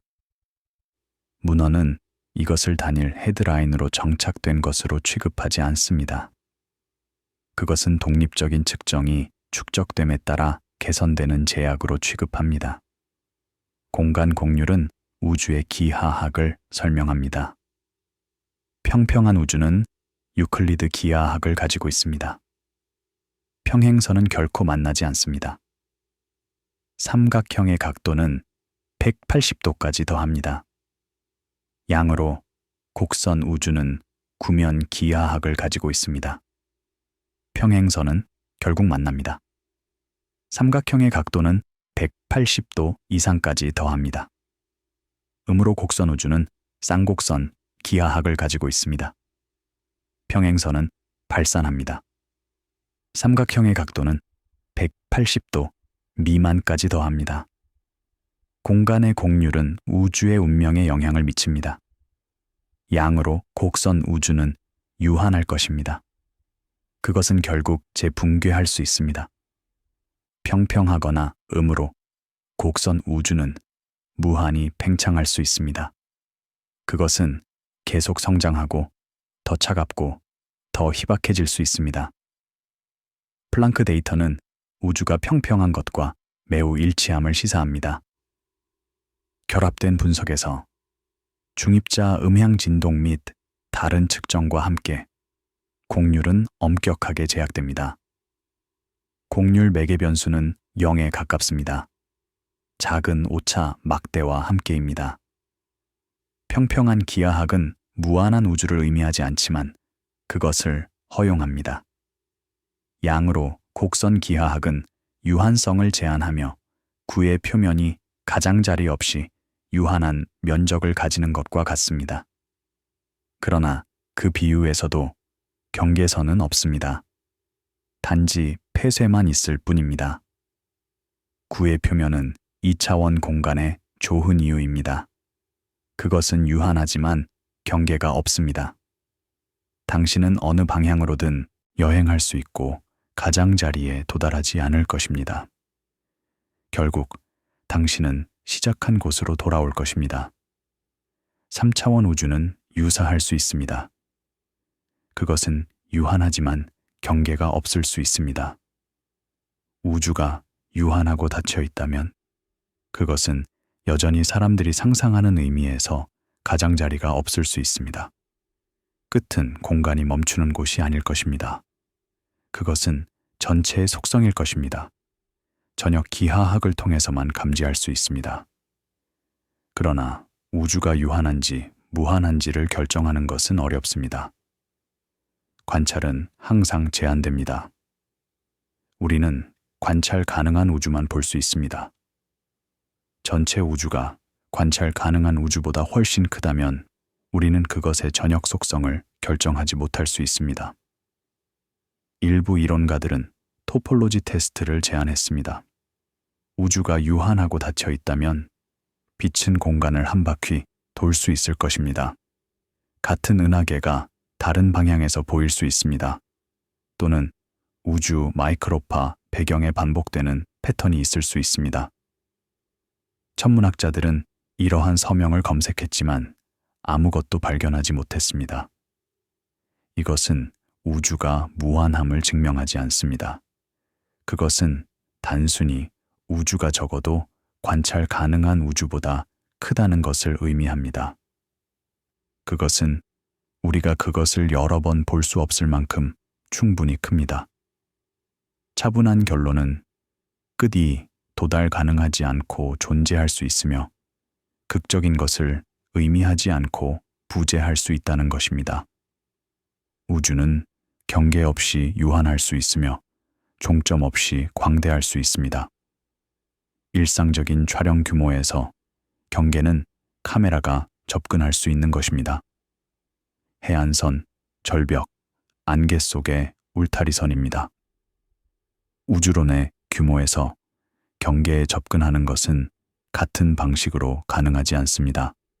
왜냐하면 경계가 도달 가능한 위치로 거기밖에 있지 않기 때문입니다. 우주 지평선은 관찰자에 대해 정의됩니다. 다른 은하계로 이동하면 지평선이 그것과 함께 이동합니다. 각 관찰자는 가능한 관찰의 구를 가지고 있으며 더 많은 빛이 도착함에 따라 시간과 함께 천천히 팽창합니다. 그러한 의미에서 우주는 관점만큼 많은 지평선을 가지고 있습니다. 경계는 감정이 아니라 기하학에서 개인적입니다. 이것이 우주의 지도가 종종 필요에 의해 관찰자의 위치에 중심을 두는 이유입니다. 관찰자가 특별하기 때문이 아니라 관찰이 인과성에 의해 제약되기 때문입니다. 한계는 규칙이지 영역이 아닙니다. 코페르니쿠스 원리는 우리가 우주에서 특별한 위치에 있지 않다고 말합니다. 이것은 천문학의 기본 가정입니다. 그것은 모든 현대 우주론을 뒷받침합니다. 그러나 그것은 각 관찰자가 자신의 지평선을 가지고 있다는 사실을 변경하지 않습니다. 어떤 두 관찰자가 서로 충분히 멀리 떨어져 있다면 그들의 지평선은 겹치지 않을 것입니다. 각 관찰자는 다른 관찰자가 볼 수 없는 우주의 일부를 볼 수 있습니다. 이것은 관찰 가능한 우주가 관찰자에 따라 다르다는 것을 의미합니다. 그러나 우주 자체는 같습니다. 물리 법칙은 같습니다. 물질의 분포는 같습니다. 단지 무엇이 보이는지만 다릅니다. 일부 경계는 과거가 아니라 미래에 의해 형성됩니다. 우주의 팽창이 가속화되면 우리와 그들 사이의 공간이 너무 빨리 팽창하기 때문에 우리가 얼마나 오래 기다리던 빛이 우리에게 결코 도달하지 않을 영역이 있습니다. 여기서 끝은 예측이 됩니다. 먼 미래에 관찰 가능한 우주는 접근 가능한 정보의 관점에서 효과적으로 더 작아질 수 있습니다. 먼 은하계가 감지 가능성을 넘어서고 인과 접촉을 넘어서 희미해짐에 따라입니다. 이것은 가속화된 팽창의 결과입니다. 우주가 일정한 속도로 팽창한다면 관찰 가능한 우주는 계속 성장할 것입니다. 더 많은 빛이 우리에게 도달할 시간을 가질 것입니다. 그러나 우주가 가속화되어 팽창한다면 상황은 다릅니다. 가속화된 팽창으로 먼 은하계는 점점 더 빠르게 멀어지고 있습니다. 어느 시점에서 그들은 빛의 속도보다 빠르게 멀어지고 있습니다. 이것은 특수 상대성 이론을 위반하지 않습니다. 왜냐하면 은하계가 공간을 통해 이동하는 것이 아니기 때문입니다. 공간 자체가 팽창하고 있습니다. 이러한 은하계로부터의 빛은 여전히 우리를 향해 여행하고 있습니다. 그러나 그것은 결코 도착하지 못할 것입니다. 그것이 우리를 향해 진행함에 따라 팽창하는 공간이 그것을 뒤로 끌어당깁니다. 그것은 러닝머신에서 달리는 것과 같습니다. 당신이 앞으로 달리고 있지만 러닝머신이 당신을 뒤로 움직입니다. 관찰적으로 가속화된 팽창에 대한 증거는 함께 해석된 여러 측정 라인에서 나옵니다. 초신성 거리, 대규모 구조, 우주 마이크로파 배경 제약입니다. 이것들은 벽을 보여주지 않습니다. 그들은 스케일 인자의 추세를 보여줍니다. 이하형 초신성은 표준 촛불로 사용됩니다. 그들은 알려진 밝기를 가지고 있습니다. 그들이 얼마나 희미하게 보이는지를 측정함으로써 천문학자들은 그들이 얼마나 멀리 있는지를 계산할 수 있습니다. 1990년대에 두 팀이 독립적으로 먼 초신성을 관찰했습니다.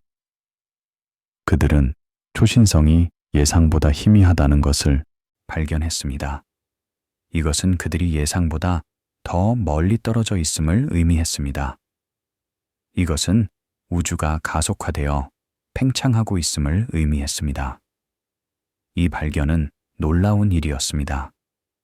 그것은 2011년 노벨 물리학상으로 이어졌습니다.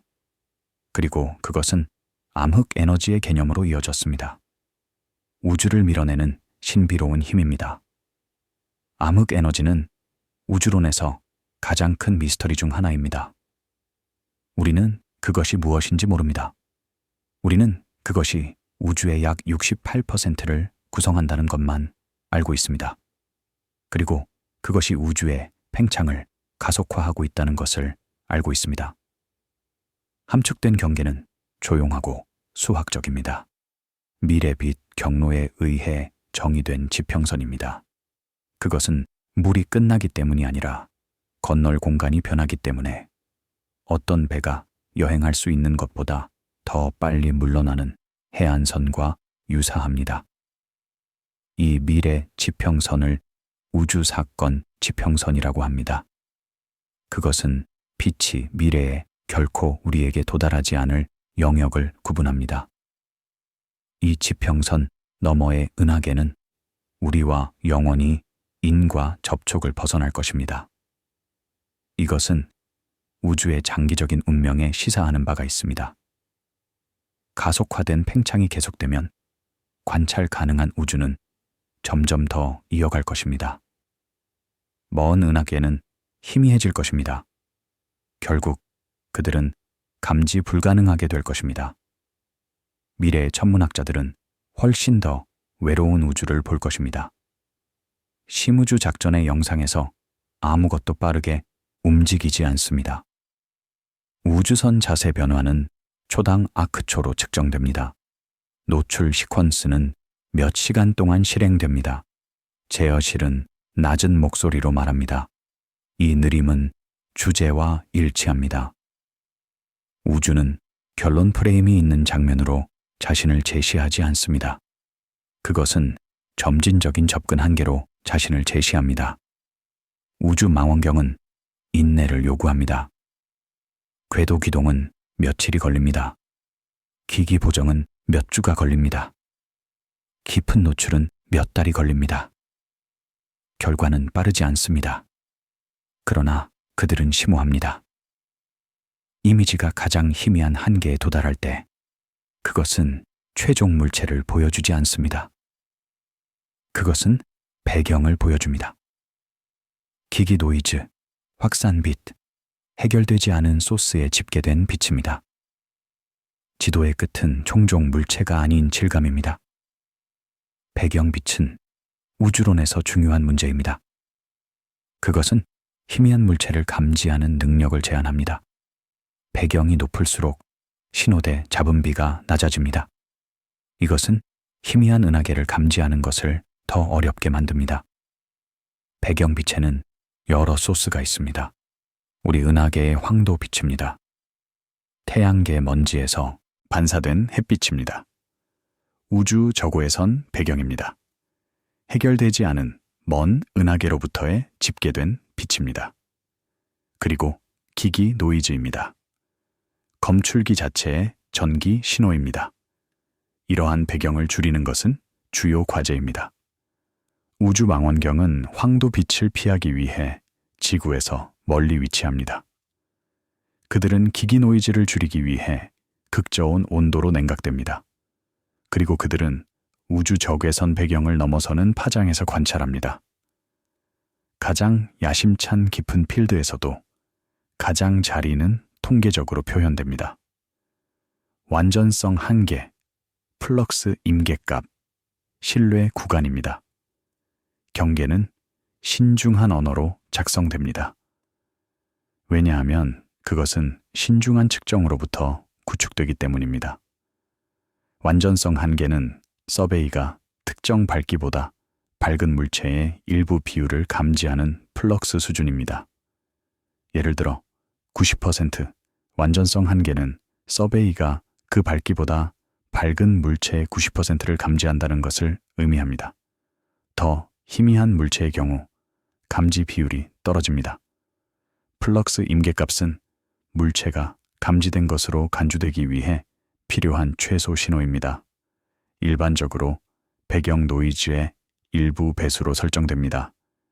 예를 들어 아웃시그마 임계값은 신호가 노이즈보다 5배 강해야 함을 의미합니다. 신뢰 구간은 측정의 불확실성을 정량화합니다. 그들은 진정한 값이 있을 가능성이 있는 범위를 제공합니다.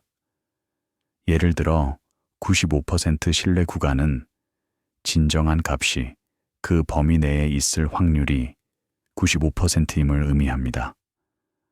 가장 차분한 깨달음은 우주의 끝이 주로 시각적 사건이 아니라는 것입니다.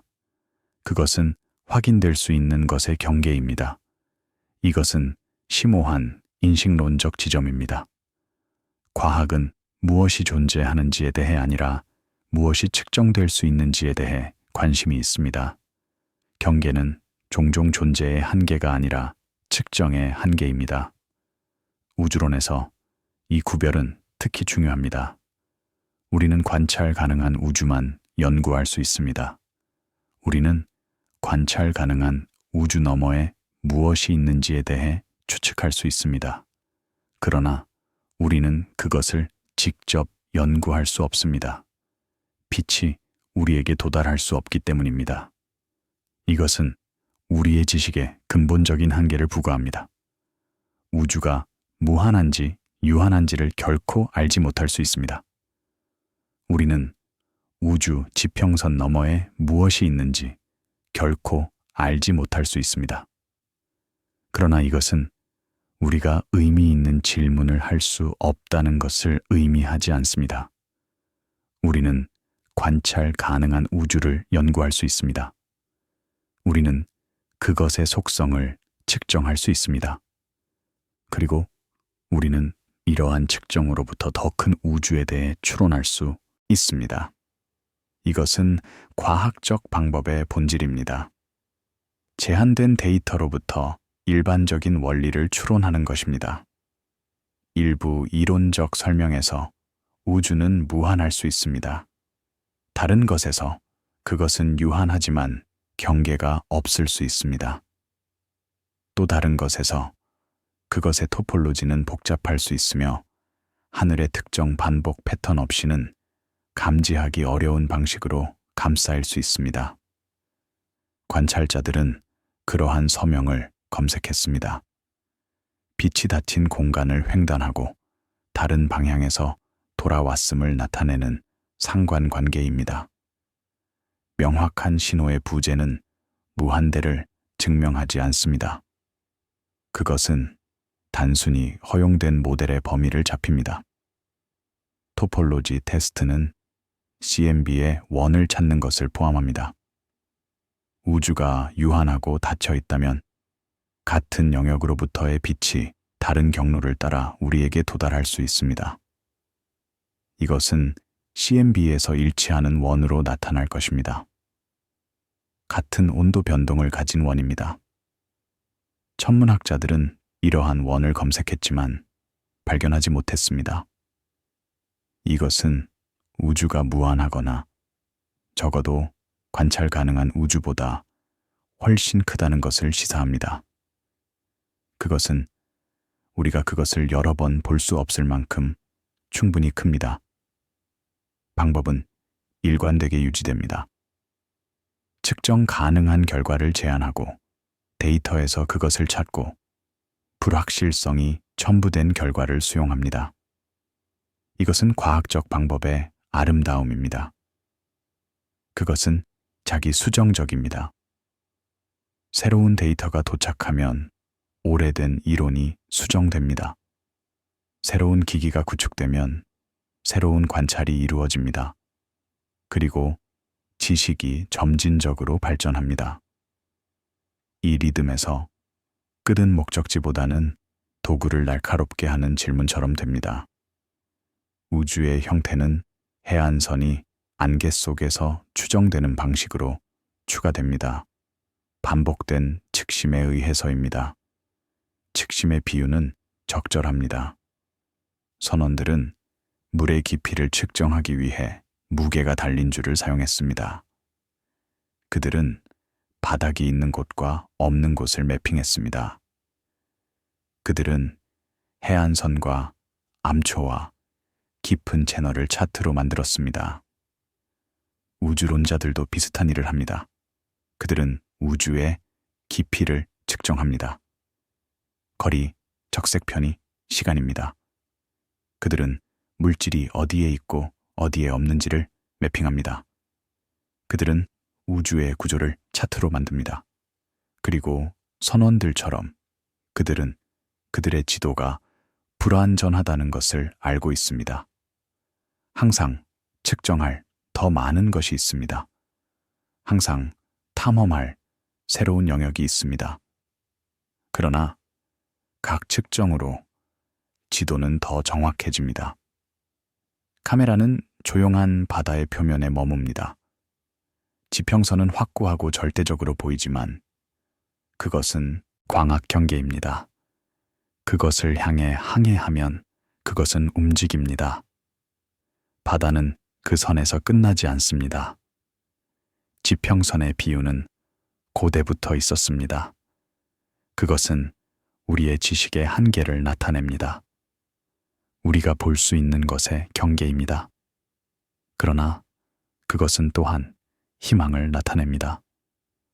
우리가 계속 항해하면 우리는 더 많이 볼 수 있습니다. 우주 지평선은 비슷하게 행동하지만 광학보다는 물리학으로입니다. 한계는 환상이 아닙니다. 그것은 팽창하는 공간에서 유한한 신호 여행의 결과입니다. 그러나 그것은 여전히 엄격한 의미에서 지평선입니다. 관점과 시간에 의존하는 경계입니다. 항해 지평선처럼 우주 지평선은 실제입니다. 그것은 관찰자가 볼 수 있는 것을 제한합니다. 그러나 그것은 또한 관찰자에 따라 다릅니다. 각 관찰자는 자신의 지평선을 가지고 있습니다. 이 비유는 종종 질문을 근거 있게 유지하는 가장 깨끗한 방법입니다. 우주가 끝이 있는지 묻는 것은 바다가 지평선에서 가장자리가 있는지 묻는 것과 같습니다. 대답은 가장자리가 무엇을 의미하는지에 달려 있습니다. 측정된 경계는 실제이며 관찰이 개선됨에 따라 이동합니다. 전역 경계는 만약 존재한다면 어떤 기기도 도달할 수 없는 곳이 아닐 수 있습니다. 그것은 하늘의 전체 패턴으로부터 추론된 속성일 뿐일 수 있습니다. 이것은 과학의 한계와 힘을 모두 포착합니다.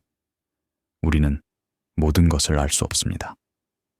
그러나 우리는 많은 것을 배울 수 있습니다. 그리고 우리가 배우는 것은 신뢰할 수 있습니다. 신중한 측정과 독립적인 검증에 기반하기 때문입니다. 주요 천문학 릴리스 후 몇 주 동안 프로듀서는 친숙한 소스 더미를 모읍니다. 백과사전 정의는 미션 페이지와 보도 브리핑 옆에 앉아 있습니다. 같은 숫자가 초안에서 반복됩니다. 138억 년, 930억 광년, 460억 광년 방영입니다. 에피소드는 이 조용한 편집 공간에서 시작하며 단일 형용사가 의미를 바꿀 수 있는 곳입니다. 과학 커뮤니케이션은 번역 행위입니다. 그것은 기술 언어를 일상 언어로 변환하는 것을 포함합니다. 그것은 복잡한 개념을 단순화하는 것을 포함합니다. 그리고 그것은 의미를 유지하면서 이것을 하는 것을 포함합니다. 이것은 어려운 작업입니다. 기술 언어는 이유로 정밀합니다. 그것은 미묘한 구별을 인코딩합니다. 그것은 불확실성을 전달합니다. 그리고 그것은 체계적 오류를 피합니다.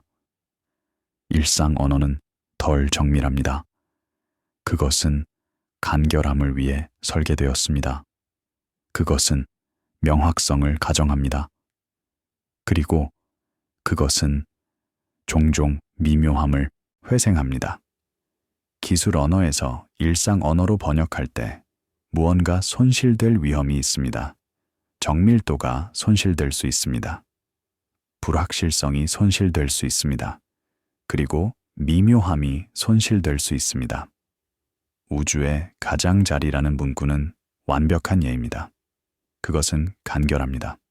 그것은 명확합니다. 그리고 그것은 극적입니다. 그러나 그것은 또한 오도적입니다. 그것은 관찰 가능한 우주의 가장자리가 우주 자체의 가장자리라고 제안합니다. 그리고 그것은 경계가 도달할 수 있는 장소라고 제안합니다. 이 장의 새로운 증거는 언어적이고 구조적입니다. 그것은 평판이 좋은 참조가 관찰 가능한 우주를 측정된 영역으로 어떻게 정하는지, 그리고 그 측정된 영역이 때때로 전체 우주로 착각되는 방법을 문서화합니다. 에피소드는 실수를 수정 가능한 것으로 취급하며 정의가 드라마 없이 삽입될 수 있는 명확한 지점이 있습니다. 표준 참조는 관찰 가능한 우주를 대략 930억 광년의 직경으로 설명하며 팽창과 유한한 빛 여행 시간으로부터 유도됩니다. 편집 스크립트는 자주 관찰 가능한 한계를 가장자리로 압축하여 지평선의 관찰자 의존성을 지웁니다. 이 압축은 이해할 수 있습니다. 관찰 가능한 우주의 가장자리는 한 입 가득입니다. 우주의 가장자리는 훨씬 더 간결합니다. 그러나 간결함은 명확성을 희생합니다. 더 나은 접근법은 정의를 명시적으로 만드는 것입니다. 빛이 우리에게 도달할 시간이 있었던 우주의 일부라고 말하는 것입니다. 또는 유한한 빛의 속도에 의해 정의된 우리의 관찰 지평선이라고 말하는 것입니다. 이러한 문구는 더 길지만 그들은 더 정확합니다. 프로듀서는 미션 릴리스와 매개 변수 논문을 참조하여 우리가 볼 수 있는 것과 존재하는 것 사이의 구별을 복원합니다. 에피소드는 화면상의 언어 도구를 보여줍니다. 다이어그램, 측정된 용어, 그리고 증거에 충실하게 유지되는 반복된 문구입니다. 다이어그램은 특히 유용할 수 있습니다. 관찰자를 중심으로 하는 구의 시각적 표현은 지평선 개념을 명확히 할 수 있습니다. 다른 거리에서, 다른 적색 편의에서 은하계를 보여주는 다이어그램은 거리시간 연결을 명확히 할 수 있습니다. 그리고 우주의 팽창을 보여주는 다이어그램은 공동이동 거리 개념을 명확히 할 수 있습니다. 측정된 용어도 중요합니다. 약, 대략, 일관된, 제약된과 같은 단어는 불확실성을 전달합니다. 그들은 숫자가 정확하지 않고 측정됨을 상기시킵니다. 그리고 그들은 청중이 과학이 어떻게 작동하는지 이해하는 대도움이 됩니다. 반복된 문구는 일관성을 구축합니다. 같은 정의를 반복적으로 사용하는 것은 청중이 그것을 내면화하는 데 도움이 됩니다. 같은 수치를 반복적으로 언급하는 것은 청중이 그것을 기억하는 데 도움이 됩니다. 그리고 같은 주의사항을 반복적으로 포함하는 것은 청중이 그것을 진지하게 받아들이는 데 도움이 됩니다. 참조 출판사는 책임 있는 내레이션의 기준선으로 사용되는 안정적이고 공개적인 정의를 제공합니다. 유럽 우주국과 나사 미션팀은 신중하게 범위가 지정된 주장을 발표하며 종종 명시적 제약 및 릴리스 의도와 함께입니다. 과학 저널리스트와 다큐멘터리 팀은 최종 게이트로 작동하며 경계가 한계로 제시되는지 장소로 제시되는지를 결정합니다. 이것은 책임의 위치입니다. 과학자들은 정확한 정보를 제공합니다. 참조 출판사는 안정적인 정의를 제공합니다. 그러나 저널리스트와 다큐멘터리 제작자는 이 정보가 청중에게 어떻게 제시되는지를 결정합니다. 그들은 무엇을 포함하고 무엇을 생략할지를 선택합니다. 그들은 어떤 단어를 사용할지를 선택합니다. 그들은 어떤 이미지를 보여줄지를 선택합니다. 그리고 이러한 선택은 중요합니다. 그들은 청중이 과학을 이해하는 방식을 형성합니다. 이 부분은 조사를 압축해서 의미의 감사로 프레임화합니다. 그것은 정확성이 논쟁을 통해서가 아니라 리듬과 반복을 통해 어떻게 보존될 수 있는지를 보여줍니다. 증거는 차분하게 유지됩니다.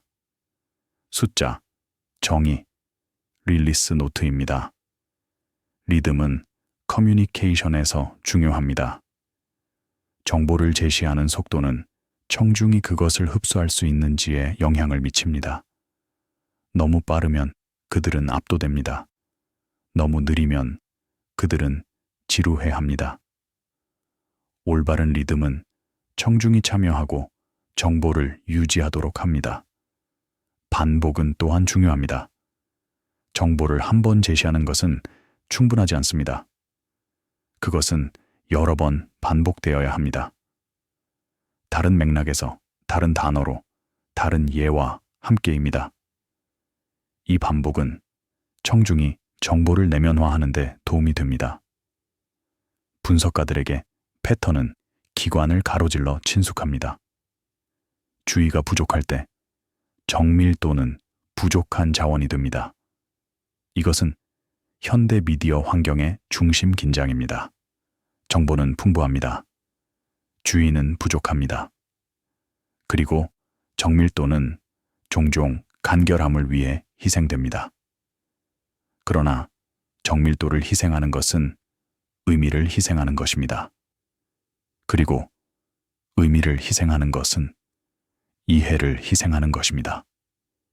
그래서 도전은 간결하면서도 정확하게 유지하는 것입니다. 일부 오해는 갈등이 아닙니다. 그들은 누락된 문장입니다. 이것은 희망적인 통찰력입니다. 그것은 많은 오해가 부정직이나 무능에서 비롯되지 않음을 시사합니다. 그들은 단순히 불완전한 설명에서 비롯됩니다. 그리고 그들은 더 완전한 설명을 제공함으로써 수정될 수 있습니다. 정의가 복원된 후 시리즈는 관찰을 전혀 가능하게 만드는 물리적 조건으로 돌아갑니다. 다음 에피소드는 우주 지평선에서 지구의 하늘로 이동합니다. 이것은 중요한 전환입니다. 그것은 추상에서 구체로 이동합니다. 우주 지평선은 수학적 개념입니다. 그러나 지구의 하늘은 물리적 현실입니다. 그것은 만질 수 있고 측정할 수 있고 보호할 수 있는 것입니다. 2025년 12월 파란 알 위에 어두운 하늘에 대한 새로운 경고 세트가 천문학 커뮤니티를 통해 순환했습니다. 언어는 직접적이고 절차적이었습니다. 계획된 산업 프로젝트는 세계 최고의 사이트 중 하나의 관찰 조건에 대한 위험으로 설명되었습니다. 경고는 공개 서한의 형태로 왔습니다. 노벨상 수상자를 포함한 수십 명의 선임 과학자들이 설명했습니다. 그것은 칠레 정부와 지역 당국에 전달되었습니다. 그리고 그것은 전 세계 미디어에 배포되었습니다. 서한은 특정 위협을 설명했습니다. 파란 알 근처의 태양광 발전소 제안입니다. 프로젝트는 수천 헥타르를 덮을 것입니다. 그것은 수백만 개의 태양 전지판을 포함할 것입니다. 그리고 그것은 상당한 빛 공해를 생성할 것입니다. 빛 공해는 천문학의 주요 위협입니다. 그것은 하늘을 밝게 합니다. 그것은 대비를 감소시킵니다. 그리고 그것은 희미한 물체를 감지하는 것을 더 어렵게 만듭니다. 파란 알의 경우 위협은 특히 심각합니다. 사이트는 그것의 어두운 하늘을 위해 선택되었습니다. 그것은 대도시로부터 수백 킬로미터 떨어져 있습니다. 그것은 사막의 높은 고원에 있습니다. 그리고 그것은 세계에서 가장 낮은 빛 공해 수준 중 일부를 가지고 있습니다. 이러한 조건을 보호하는 것은 필수적입니다. 그것들 없이는 파라날의 망원경은 그들의 효과성을 잃을 것입니다. 그들은 여전히 밝은 물체를 관찰할 수 있을 것입니다. 그러나 그들은 희미한 것들을 더 이상 감지할 수 없을 것입니다. 그리고 최첨단 과학의 많은 부분이 불가능하게 될 것입니다. 이 최종장은 끝을 작동 경계로 취급합니다. 관찰이 어려워지는 곳은 우주가 멈추기 때문이 아니라 하늘이 밝아지기 때문입니다. 에피소드는 기관들이 어떻게 대응하는지를 따라갑니다. 공개 호소, 기술 평가, 그리고 지역, 인프라를 전역 과학적 결과로 느리게 번역하는 것입니다. 선임 과학자들이 주도한 공개 호소는 산업 개발이 파라날의 관찰 환경과 어두운 하늘을 위협할 수 있다고 경고했습니다. 유럽 남천 천문대의 파라날 작전은 일상적인 절차가 우주론을 어떻게 생산하는지의 가시적인 예로 남아 있습니다. 야간 개방, 보정, 그리고 긴 통합입니다. 유럽 남천 천문대 또는 ESO는 16개 유럽 국가의 정부 간 조직입니다. 그것은 남방우에서 여러 천문대를 운영합니다. 파라날은 그중 가장 중요한 것입니다. 그것은 4개의 8.2m 망원경과 4개의 보조 망원경을 호스팅합니다. 함께 그들은 초대형 망원경 또는 VLT를 형성합니다. VLT는 세계에서 가장 생산적인 지상 천문 시설 중 하나입니다. 그것은 수천 개의 논문을 생성했습니다. 그것은 수많은 발견을 가능하게 했습니다. 그리고 그것은 우주론, 은하계 진화, 외계 행성, 그리고 더 많은 분야에 기여했습니다. 이 생산성을 유지하는 것은 안정적인 관찰 조건을 필요로 합니다. 그리고 안정적인 관찰 조건은 어두운 하늘을 필요로 합니다. 조사는 명확한 평행을 그립니다. 유클리드와 제임스 웹 우주 망원경은 우주에서 지평선을 확장하는 반면 지상 사이트는 어둠을 통해 감도를 보존합니다. 유클리드에 계획된 더 큰 데이터 세트를 포함한 미래 지향적 릴리스는 관찰과 분석의 안정적인 전역 생태계에 의존합니다.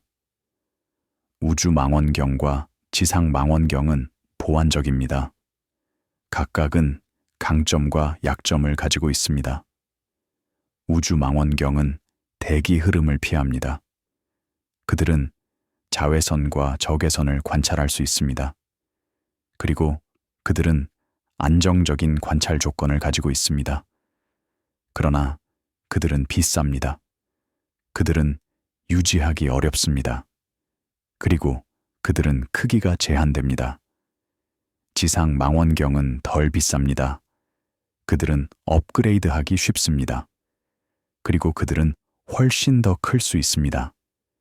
그러나 그들은 대기를 통해 관찰해야 합니다. 그리고 그들은 빛 공해와 날씨에 취약합니다. 둘 다 필요합니다. 우주 망원경만으로는 충분하지 않습니다. 지상 망원경만으로도 충분하지 않습니다. 현대 천문학은 둘 다 필요로 합니다. 그리고 지상 망원경은 어두운 하늘을 필요로 합니다. 어두운 하늘 없이는 그들은 그들의 효과성을 잃습니다. 그리고 현대 천문학은 주요 자원을 잃습니다. 유럽 남천 천문대와 파라날 과학 커뮤니티는 작동 컨텍스트를 제공합니다. 하늘 밝기의 변화가 데이터 품질에 무엇을 하는지입니다. 연구기관과 수상 경력이 있는 선임인물은 의사결정자를 겨냥한 공개 진술에서 위험을 증폭시킵니다. 하늘 밝기의 영향은 정량화될 수 있습니다.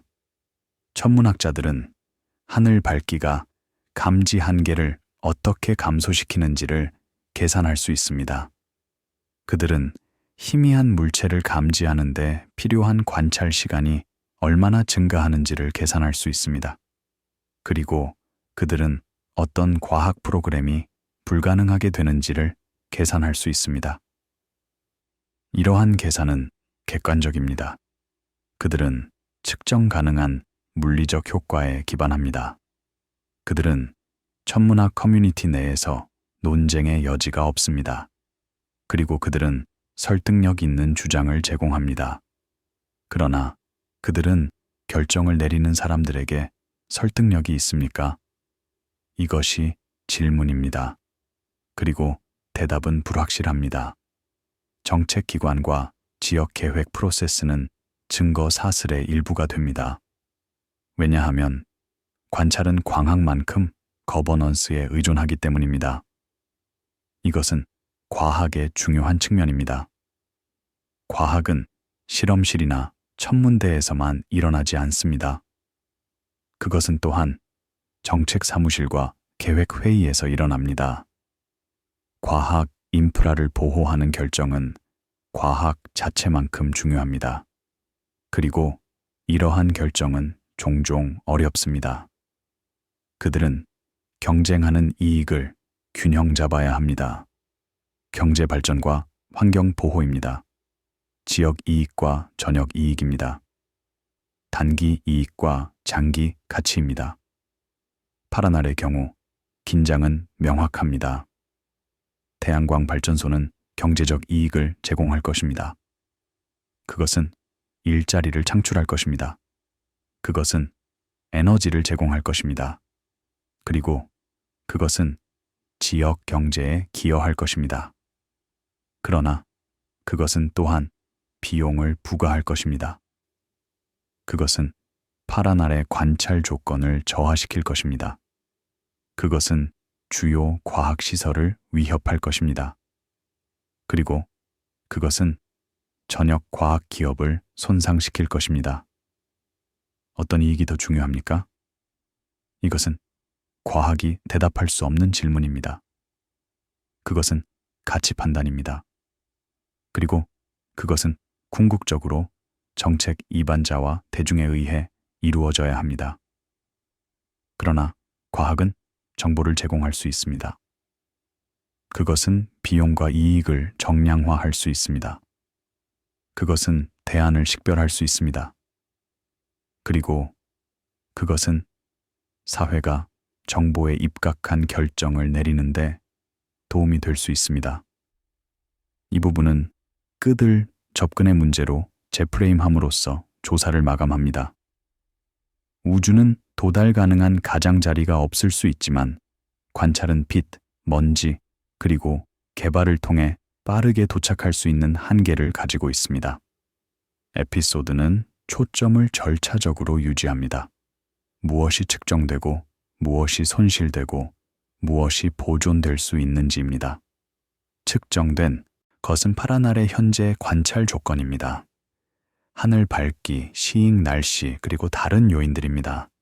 이것들은 잘 문서화되어 있습니다. 그들은 수십 년에 걸쳐 정기적으로 측정되었습니다.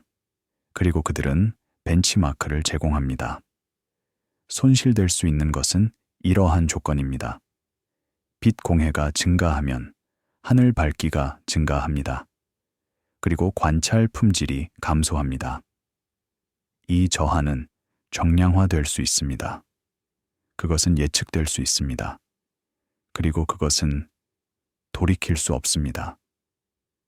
보존될 수 있는 것은 파라날 주변의 어두운 하늘입니다. 신중한 계획을 통해서입니다. 빛 공해를 최소화하는 개발 프로젝트의 설계를 통해서입니다. 어두운 하늘 보호구역의 지정을 통해서입니다. 그리고 과학 인프라의 가치를 인식하는 정책을 통해서입니다. 분석가들에게 결론적 통찰은 차분하게 유지됩니다.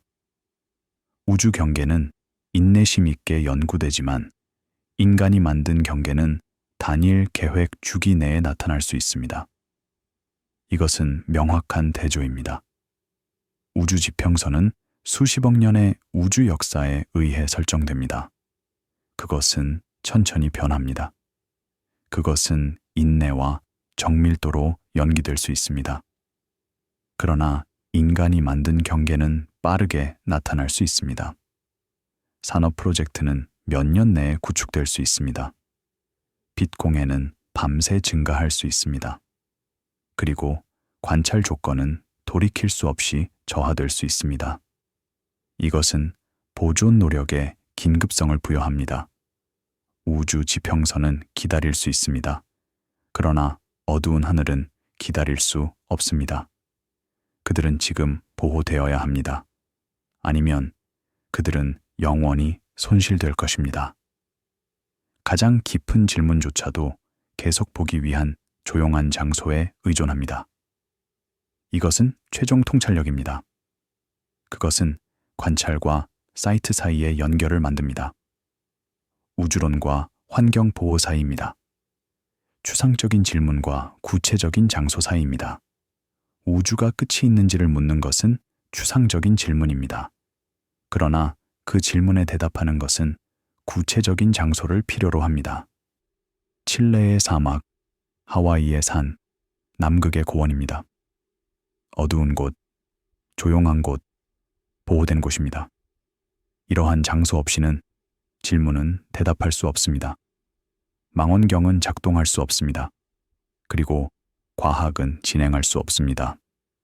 그래서 우주의 가장자리는 결국 지구의 가장자리에 의존합니다. 여전히 밤이 어둡고 하늘이 맑으며 별이 빛나는 곳입니다. 시리즈는 절벽거리 없이 끝나지만 연속성과 함께 끝납니다. 미래의 릴리스는 관찰 시스템이 지속되는 한 지도를 정제하고 제약을 강화할 것입니다. 조사는 시청자에게 안정적인 정의를 남깁니다. 끝은 종종 공간의 경계가 아니라 정보의 지평선입니다. 이 정의는 단순하고 정확합니다. 그것은 측정된 것과 추론된 것을 구별합니다. 그것은 불확실성을 인정합니다. 그리고 그것은 미래 발견의 가능성을 남깁니다. 끝에서 다큐멘터리는 질문이 실제로 처리되는 장소로 돌아갑니다. 사막, 산꼭대기, 극지방 고원, 데이터 센터입니다.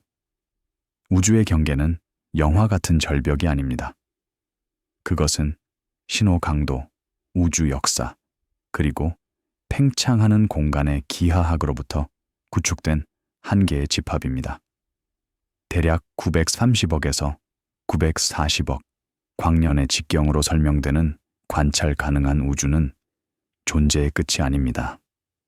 단지 정보의 현재 도달 범위입니다. 저녁 우주는 더 클 수 있으며 아마도 훨씬 더 클 것이며 경계처럼 보이는 가장자리 없이 유한할 수 있습니다. 측정이 제공하는 것은 최종 답이 아니라 안정적인 보는 방법입니다.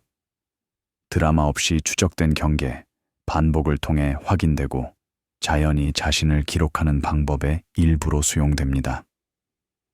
이러한 관찰의 느린 리듬에서 우주는 멈추는 지점을 드러내지 않습니다. 그것은 방법을 드러냅니다. 한계가 어떻게 측정되는지, 그리고 이해가 만질 최종 벽이 필요 없이 어떻게 확장되는지입니다. 그리고 그렇게 모든 것 아래 관찰은 계속됩니다. 잘 자요. 부드럽게 꿈꾸세요. 안녕히 주무세요.